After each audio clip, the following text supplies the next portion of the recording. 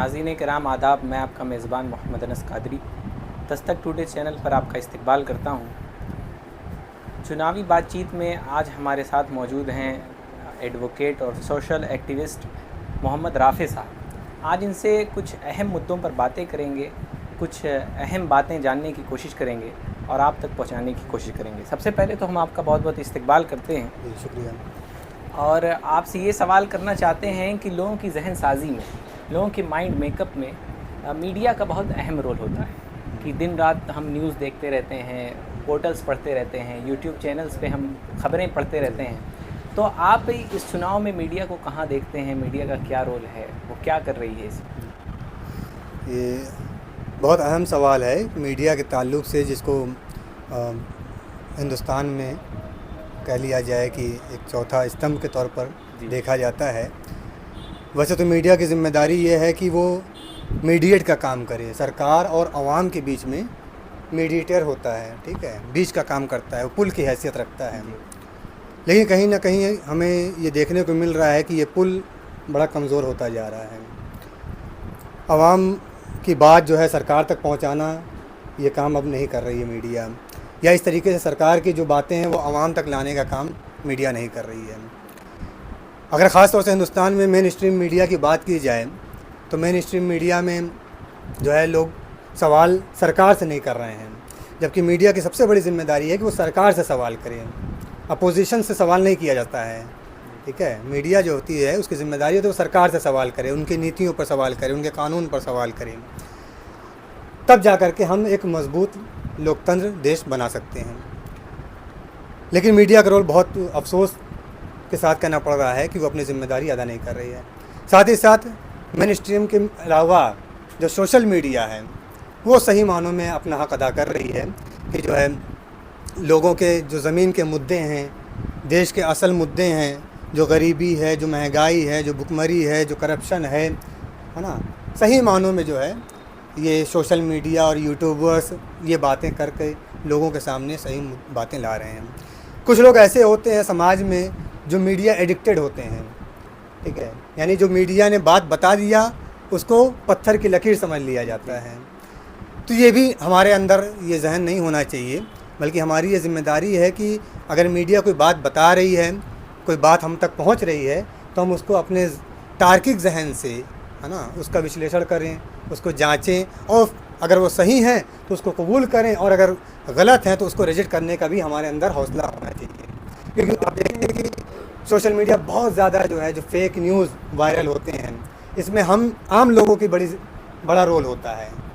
हम कोई भी न्यूज़ पाते हैं और फ़ौरन एक दूसरे को फॉरवर्ड करने लगते हैं, हम उसकी तहकीक नहीं करते, उसकी जांच पड़ताल नहीं करते। जबकि इस्लामिक पॉइंट ऑफ व्यू से भी अगर देखा जाए तो ये कहा गया कि जब तुम तक कोई बात पहुँचे तो तुम्हारे पास जिम्मेदारी है कि उसकी तहकीक कर लिया करो, फिर उसे आगे फिर उसके बाद जो है उसको आगे फॉरवर्ड किया जाए। तो इसलिए जो है अगर कहा जाए कि मीडिया सही मानों में अपना रोल अदा नहीं कर रही है, लेकिन उसके मुकाबले में जो सोशल मीडिया है, जो आम लोग हैं, जो यूट्यूब के माध्यम से ज़मीन की बातें, हकीकत जो बातें हैं वो लोगों तक पहुंचा रहे हैं और सरकार तक पहुंचा रही हैं, वो अहम काम अंजाम दे रही हैं।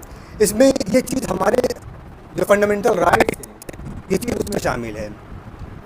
Right to freedom of speech, बोलने की आज़ादी, कोई गलत बात हो रही हो तो उसको दिखाया जाए, उसको बोला जाए, कहीं पर किसी का हक मारा जा रहा हो तो उसको दिखाया जाए।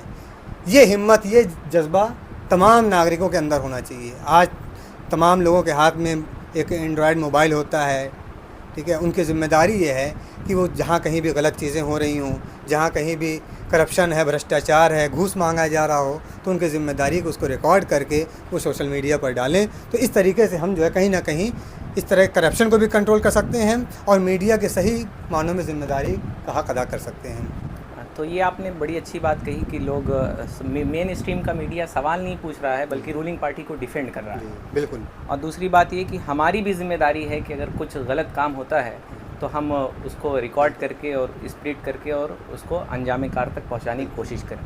लेकिन कहीं ना कहीं देखा जाता है कैमरा माइक देखकर एक आम आदमी जो होता है वो घबरा जाता है, वो रूलिंग पार्टी के ख़िलाफ़ बोलना नहीं चाहता, वो कुछ बात नहीं करना चाहता। तो क्या आप ये भी महसूस करते हैं कि कहीं ना कहीं हमारी जो फ्रीडम ऑफ स्पीच है, अभिव्यक्ति की आज़ादी है, उस पर कहीं ना कहीं कदगन लगाने की कोशिश की जा रही है? हाँ, पिछले 10 सालों में अगर देखा जाए तो ऐसा महसूस हुआ है कि लोगों के बोलने की आज़ादी, लोगों के लिखने की आज़ादी पर जो कहीं ना कहीं रोक लगाया गया है। सही मानों में जो एक्टिविस्ट हैं, जो सही मानों में देश हित में लिखते और पढ़ते हैं, बहुत सारे लोग अभी जेलों में हैं। जी, जो जेलों में हैं, तो उनको कहीं ना कहीं इस बात का डर रहता है कि अगर हम लिखेंगे, बोलेंगे तो हमारे ऊपर कार्रवाई हो सकती है। लेकिन ऐसा नहीं है। कुछ हमारे बीच में ऐसे बहुत सारे लोग हैं जो आज भी हक बात बोलते हैं और लिखते हैं, और उनको सलाम करना चाहिए कि उनकी ये हिम्मत है कि अपनी ज़िम्मेदारी भरपूर तरीके से अदा कर रहे हैं। लेकिन अगर ये काम करने वाले ज़्यादा लोग हो जाएं तो मैं समझता हूँ कि ये डर और ये खौफ जो है अपने आप निकल जाएगा। ठीक है, क्योंकि कम लोग होते हैं बोलने वाले, लिखने वाले, इसलिए उनको डर होता है और आसानी से प्रशासन या सरकार अगर उनको पसंद नहीं करती है तो उस पर रोक लगा देती है या उनको जो है उन पर कार्रवाई करती है। लेकिन अगर ये बोलने वाले तादाद ज़्यादा हो जाए तो मैं समझता हूँ कि इस तरह की कार्रवाइयाँ जो हैं वो कम हो जाएंगी। और ये भी कहा जा सकता है कि चूँकि मेन स्ट्रीम का मीडिया चुप है, छोटे लोग हैं जो अपनी जिम्मेदारियाँ पूरी कर रहे हैं, तो मेन स्ट्रीम का मीडिया अगर ये जिम्मेदारी निभाता तो और बेहतरी आ सकती थी। जी हाँ, बिल्कुल। अगर मेन स्ट्रीम की मीडिया जो है अपनी जिम्मेदारी निभाता और सरकार से सवाल करता और सरकार की चापलूसी ना करता, ठीक है, उनसे ठीक है, उनके कोई भी अखबार कोई भी न्यूज़ चैनल जो है बगैर ऐड के नहीं चलते हैं। ऐड लेना कोई बुरी बात नहीं है, लेकिन ऐड लेकर के उनके फेवर में बोलना ये गलत बात है। तो इतना जज्बा तो इतना मीडिया इतना निष्पक्ष तो होना ही चाहिए कि कम से कम जो सरकार है, देश के मुद्दे हैं उन पर बात करें और सरकार से सवाल करें। अपोजिशन से सवाल मीडिया का काम नहीं है कि अपोजिशन से सवाल करें। बिल आखिर आपसे ये सवाल करना चाहता हूँ कि 4 जून को नई सरकार कौन होगी ये फैसला सबके सामने होगा और देश एक नया चैप्टर शुरू करेगा, तो आप कि उस नई सरकार से क्या मांगे होगी मीडिया को लेकर कि मीडिया को किस तरह की आज़ादी देनी चाहिए और ये जो कार्रवाइयाँ हो रही हैं खुलकर लिखने बोलने वालों पर, उस पर किस तरह से कदम लगाएगी? देखिए, 4 जून को जो भी रिज़ल्ट आए, जिसकी भी सरकार बने, तो ये तो एक अलग टॉपिक है। इससे न मायूस होना है और ना ही बहुत ज़्यादा खुश होना है, क्योंकि सरकार के बदलने से अचानक मुल्क के हालात नहीं बदलेंगे, उसमें टाइम लगेगा, वक्त लगेगा। लेकिन अगर सरकार जो भी बनती है, मीडिया को उसको बोलने की आज़ादी होनी चाहिए, उसको लिखने पढ़ने की आज़ादी होनी चाहिए, क्रिटिकल एनालिसिस सरकार पर करने की आज़ादी होनी चाहिए।